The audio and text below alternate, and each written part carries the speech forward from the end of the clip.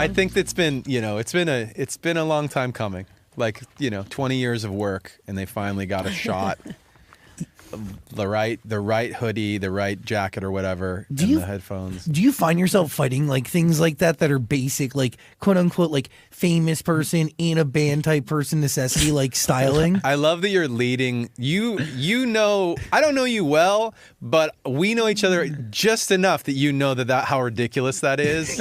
Like, right? Like, that I'm like so not that person. Yeah. Like, I will roll it. I do not give a shit to like roll into an interview in my pajamas. I'm really actually fine with that. It's my fault. So yes, it's weird. It elevates everyone. Like, no, I don't agree because when somebody I get makeup, you have to have something. I have to get but that's part of it is like, okay, so we had this whole conversation about this. I think before the first. What was like the first? Did we do the video first or the photo? So the album first. Which one came first?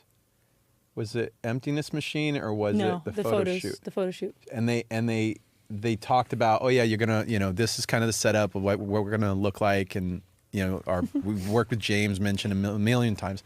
James is gonna shoot it, and then we started getting into like makeup and stuff, which bands don't want you to know, but they all get a little something, like just to cover up the pimples or the like sleep under your eye, or bags under your eye. But it's usually really almost nothing.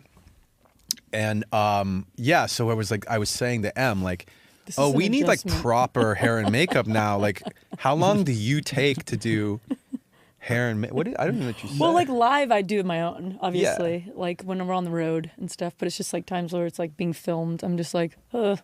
It's good to do a little in the morning because because it's like cameras and stuff. They add something, dude. They do, and they're like, it's super high fidelity, and they're seeing everything. So it's like nice to get a little something.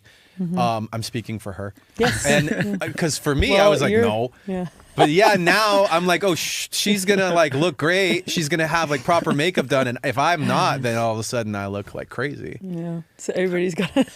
I don't want to come in like looking like. What can I say? Frodo? Can I say unhoused? Like, yeah, like, you know what I'm saying? Well, you look very housed. Thank you. Thank you. By the way, hi, beautiful human. I'm Zach. That's Dan. That's Mike and Emily are here. Linkin Park. Yo. Hey. Very housed. Very housed. I like that as a compliment. Like, you're looking so housed today. Put together, right? Yeah. I mean, these studios too. Looks like you have a roof over your head. Yeah. Honestly, the studios over time have been nicer, and you came to one of our nicest studios ever. The first time we ever met. Room was crazy. Like the one right down, the last one at Amazon you came to, and then you came right down the street one time, the brick wall. Maybe you remember it. It was literally in Culver City. Yeah. Long time ago. Did you like that room? I did. It was bigger. Yeah. Had depth to it. Yeah. It was, I don't know. We're gonna have a new studio the next time you guys come. I don't remember it well, but I'm also like, I've done enough interviews just in all kinds of different spaces that I don't have an opinion. I don't go in like critiquing the decor. Interesting. You know what I'm saying? Like, I don't care. No, I don't care. It's about the content, not about the... I do. I look forward to your detailed review after this, please, and thank you. You're welcome. I'm so excited to have you guys here. I'm excited for you to have us here. Can we just talk? Like, this is a fun energy. Yeah. How'd you all meet? How did we meet? Do we tell the truth?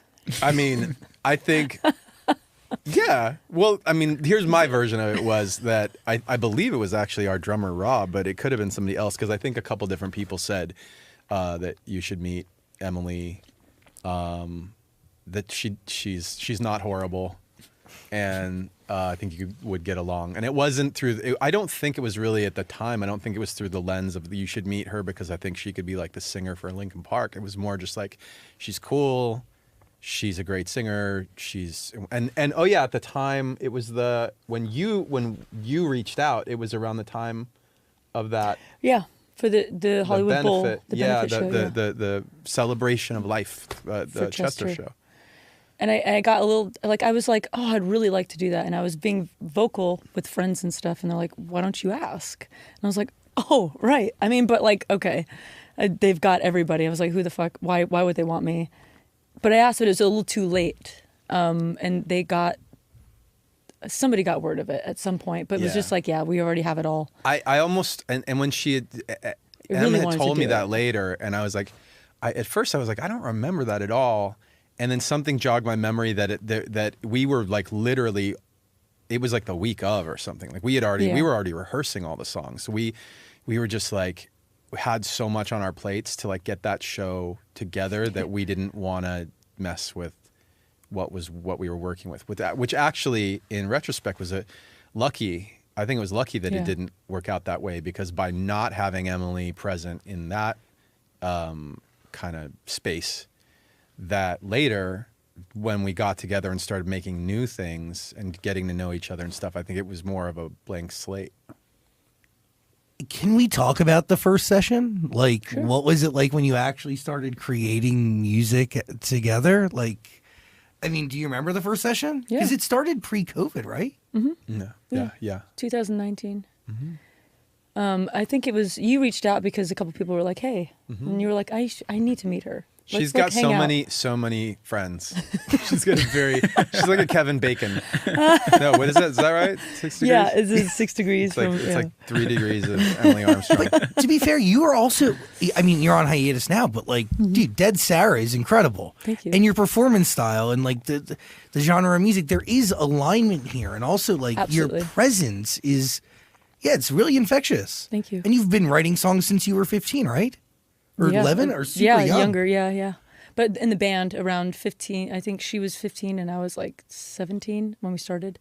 And you had also been 16. signed to Warner. So like there is like a lot Yeah. of universe and connective tissue Oh, you that have no idea. exists. Yeah. The amount of like serendipitous moments it's like I should have written every one of them down, but they've just continued to happen. It still continues to happen in like the most, like the smallest detail to like the big, like what you're talking about, like with the Warner, the more obvious ones. But then there's like the ones that are like like the things that I would only notice, things that I took snapshots of. And then somehow it's just aligned in this way for, I think, both, like for this band, where they were and then where I was, and then how our paths just like slowly but surely kind of really just came together. It wasn't like a combustion, or it wasn't like a, hey, like maybe like trying to get somebody to do something. It was just like this nice, slow coming togethers of like universes, and it just became. Do you remember your first interaction with Linkin Park's music?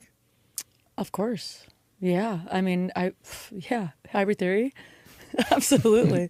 One Step Closer was like everything, that scream in like, or not scream, but like